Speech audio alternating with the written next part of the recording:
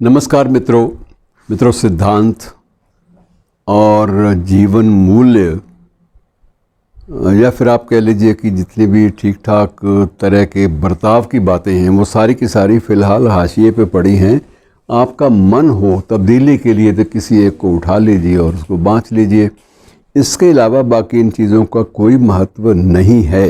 ये बात आपको विश्वास से मैं दावे से कह सकता हूँ कि आपको भी कोई दिलचस्पी नहीं होगी उसे देखने में भी। बहरहाल कुछ एक बातें जिनका जिक्र कर लेना चाहिए, और वो ज़िक्र आपने कभी सोचा होगा कि आलाप से अल्लाह आप हो जाएगा। शब्दों में ये बदलाव भी आएगा कि एक आलाप शब्द है सीधा सादा, उसको बदल के कुछ लोग अल्लाह आप कर देंगे, इसलिए कि ये आलाप जो है ये कहीं ना कहीं हिंदुत्व की खुशबू देता है, और ये जो अल्लाह आप है ये रूहानी खुशबू देता है। तो रूहानियत को वो बिल्कुल अलग से एक चीज़ मानते हैं, और अल्लाह के करीब रहना हो तो ये अल्लाह आप जो है इसका इस्तेमाल आलाप के लिए करना पड़ेगा। मैं ये ज़िक्र जिस संदर्भ में कर रहा हूँ वो संदर्भ है लाहौर का एक मोची गेट है मित्रों, और मोची गेट में एक जगह है, स्थान है, नाम है तकिया मिरासियाँ। तकिया भी एक तरह से एक गद्दी की बात होती है कि ये वो स्थल जहाँ पर अधिकार मिरासी परिवार रहते रहे हैं, और इसके आसपास बसने वाले जो बुज़ुर्ग हैं वो अब भी रात के अंधेरों में कहते हैं कि हमें तो पखावज की आवाज़ साली अब भी सुनाई देती है। बुज़ुर्ग हैं, उनके कानों से वो पखावज की आवाज़ें जाती नहीं हैं जो रातों को अपनी जवानी के वक्त में वो लोग सुनते आए हैं। तो वो आवाज़ें अभी तक उनके कानों में खनकती हैं, ख़ासकर रात के पहले या दूसरे पहर में। तब वो बेचैन हो जाते हैं, फिर सोचते हैं कि अब नींद मुकद्दर में कहाँ, नींद तो अब सुबह दिन में ही आएगी, रात को तो आने से रही। अब उसमें है क्या, कहीं मालकौन सुनाई दे जाता है उनको, कहीं तानपुरे की जो संगीत में पिरोया जो एक प्रकार से बड़े ग़ुलाम अली ख़ान साहब का गायन वो सुनाई दे जाता है। आप यकीन मानिए कि उस जगह आज भी पुराने बुज़ुर्गों ने बड़े ग़ुलाम अली ख़ान का जो संगीत है, जो गायन है, वो अब भी उनके कानों में खनकता है। और वो पुराने गानों का एक आजकल तो रिकॉर्डर उनकी औलादों ने, उनके पोतों पोतियों ने ला कर दे दिए हैं, वो जिनमें ऑलरेडी कैसेट्स भरे होते हैं। अब तो वो उनको उनके बच्चे पोते तक ये जो बुज़ुर्ग है हमारा ये सठिया तो चुका ही है, लेकिन अब ज़्यादा तंग ना करे, ज़्यादा हम पर नज़र ना रखे, वो लगा के दे जाते हैं कि बड़े ग़ुलाम अली साहब का सुन लो। बच्चों ने सुनना नहीं है। तो ये स्थिति जो है, ये स्थिति मित्रों अधिकांश बातों के बारे में है, और ये सारी की सारी चीज़ें विभाजन काल के साथ ही शुरू हो गई थी, और उसके बाद आगामी लगभग 9 वर्ष से लेकर 10 वर्ष तक की अवधि में 1956 तक ये सारी की सारी जो कवायद है ये चलती रही। 1946 में शुरू हुई थी और 1976 तक ये बाकायदा उसी सुर में 56 तक ये सुर में चलती रही। और क्या क्या चला वो आप अंदाज़ा लगा लीजिए कि अब उस वक्त ये वह वक्त था जब महफ़िलों या बैठकों में उस्ताद बड़े ग़ुलाम अली ख़ान साहब, पंडित नारायण राव व्यास, मियाँ कादिर बख्श, और तबले पर उस्ताद अल्लाह रखा ख़ान, उस्ताद आमिर ख़ान, उस्ताद अज़ीज़ ख़ान, और गायन की मुद्रा में तानपुरे के साथ ये अपना आलाप करते हुए पंडित भीमसेन जोशी। अब ये लोग हैं, और ओंकार नाथ ठाकुर साहब, अब ये शख्सियतें, वैसे इनका जादू ऐसा सर पे चढ़ के बोलता था कि वो अब तक वो उन नस्लों के जहन से उतर ही नहीं पाया। और उन दिनों लाहौर का हर बाशिंदा, कम व बेश हर बाशिंदा एक भाषा बोलता था, और वो भी कि सुर ताल की तमीज़ सबको होनी चाहिए। और अगर गलत बयानी किसी भी बात पे हो रही तो कहता है यार अबे क्यों बेसुरी हाँक रहा है। मतलब अगर गलत बात भी कह रहा है तो बेसुरी हाँक रहा है, ये लफ्ज़ का इस्तेमाल, अर्थात सुर में बात करो भाई। तो जो सुर की बात है उसमें तो कोई तथ्य होगा, जो बेसुरी बात है ये तो फजूल की हाँकने वाली बात हो जाती है। और किसी बेतुकी बात पर यह भी कह दिया जाता है यार क्या बात करते हो, ना सुर न ताल और चले और ऐसे डैश डैश डैश और बहुत सारी बातें वो कही जाती थी कि जब पल्ले ही कुछ नहीं है तुम्हारे, तुम क्या हाँके जा रहे हो बिना बात के। और पूरी तरह से ये भी होता था उन दिनों के। ये खान साहब ने एक दो बार अपनी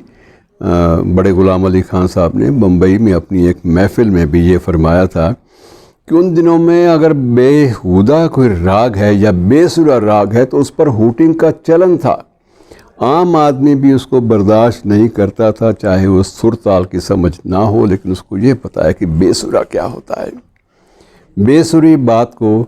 बर्दाश्त नहीं किया जाता था और बड़ी बड़ी शख्सियतें, लोग वहाँ पर मंच पर मौजूद होती, लोग फिर भी उठ के चले जाते, यार यहाँ तो कोई सुर की बात हो ही नहीं रही।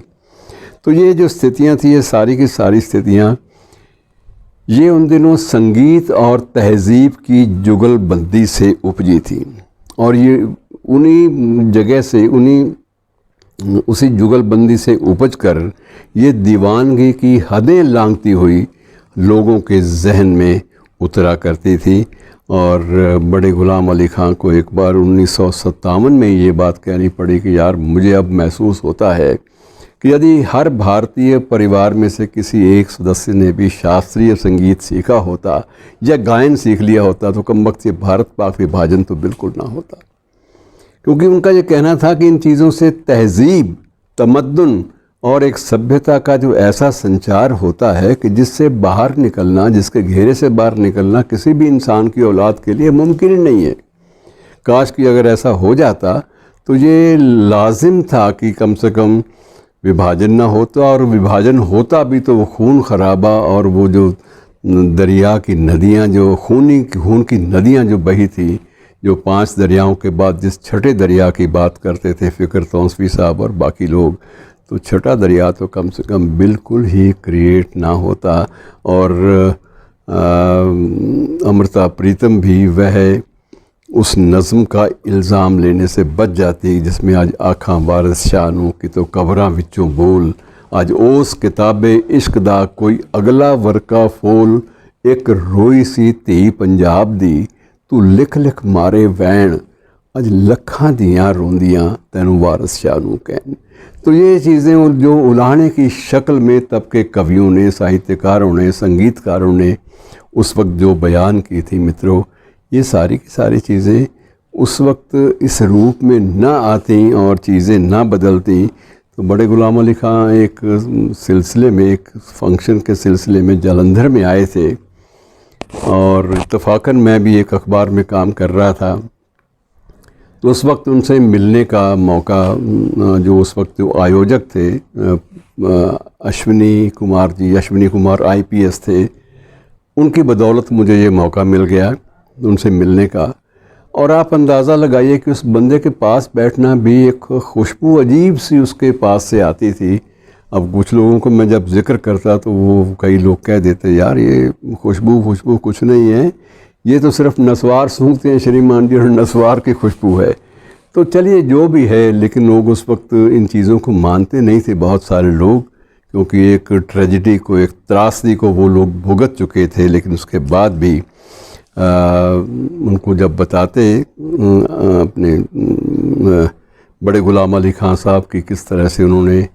सारी उम्र जब तक पाकिस्तान में रहे उन्होंने कसूरी जुत्ती नहीं छोड़ी, क्योंकि उनका जन्म स्थान जो था कसूर था। उन्होंने जुत्ती कसूरी वाला गीत भी क्लासिकल भाषा में एक लोक गीत, जुत्ती कसूरी पैरी ना पूरी, हाय रब्बा वे सानू टुरना पिया, तो वो एक जो लोक गीत था उसे भी शास्त्रीय धुन में गाकर दिखा दिया था कि भाई ये कसूर तो पीछा छोड़ता ही नहीं है। अब तक की उम्र में मैं कसूर की जुत्ती से मुक्त नहीं हो पाया, कमबख्त कभी सर पर तो कभी पाँव में, ये लगातार पड़ती ही रहती हैं, मेरे तो कभी इनसे पीछा छूटा ही नहीं है। तो मित्रों, उस वक्त की जो बात मैं आपसे करता हूँ कि वो क्यों पाकिस्तान छोड़ के क्यों चले आए थे भारत में, तो उस वक्त सबसे बड़ी बात ये थी कि उन्हें जब आलाप को अल्लाह और ध्रुपद को इलाही रूहानियत से जोड़ने की मशक्क़त शुरू हो गई, तब उन्होंने कहा कि नहीं, ये तो गलत बात है। और अगर हमने इसी तरह से भारी मन से जीना इस तरह से है तो बेहतर ये है कि चल दिया जाए यहाँ से, इस ज़मीन को छोड़ दिया जाए। सर ज़मीन को जहाँ रहकर ध्रुपद जो है वो सिर पे सवार ना हुआ, क्या रहना वहाँ उस मुल्क में, उस हवा में, आबो हवा में जीना भी क्या जीना है। और वो इसी प्रकार से 1947 में तो नहीं लौट पाए, लेकिन फिर कोई लगभग 9 साल के बाद वो बम्बई चले गए। और बम्बई में मित्रों जो दिलचस्प बात जिससे मैं आज की बातचीत का पटाक्षेप करना चाहूँगा कि उन्होंने एक दोस्त और एक अजीज़ या एक शागिर्द के कहने पे एक वहाँ के सीएम को, चीफ मिनिस्टर को अपना एक छोटा सा एक रिक्वेस्ट लेटर भेज दिया था कि मैं इस तरह से, आपको पता है कि मैं इस भारतीय खित्ते का बहुत संगीत में डूबा हुआ व्यक्ति हूँ, मेरी शख्सियत पूरी की पूरी संगीत को ही समर्पित रही है, और अब मैं वहाँ छोड़ छाड़ कर सब कुछ यहाँ पर आया हूँ, तो यहाँ पर अगर मुझे कुछ रहने की जगह नसीब हो जाए तो मेरे लिए ये बहुत बड़ी मेहरबानी होगी। और मित्रों उन दिनों में बम्बई राज्य था, महाराष्ट्र नहीं था तब, तो बम्बई के मुख्यमंत्री थे मोरारजी देसाई, जिनके बारे में ये कहा जाता था कि मोरारजी भाई तो रूखे सूखे बंदे, उन्हें अदब से, संगीत से क्या लेना। लेकिन इस शख्स की जो शख्सियत और उपलब्धियां थी वो सबके सर पर जादू बनकर नाचती थी। और मोरारजी ने स्वयं उसी वक्त आदेश किया कि इनको बम्बई की सबसे शांत जो लोकेलिटी है, सबसे जो शांत इलाका है, वहाँ पर इनको एक बड़ा बंगला दिया जाए सरकार की ओर से, और इन्हें तब तक सरकारी मेहमान के रूप में ही तस्वुर किया जाए जब तक ये अपना ठौर ठिकाना पूरी तरह से बना नहीं लेते। तो ऐसे बड़े लोग थे, और इनको तोड़ा तो भारत पाक विभाजन ने तोड़ा, जो आलाप से अल्लाह तक बातें पहुंच गई। शुक्रिया।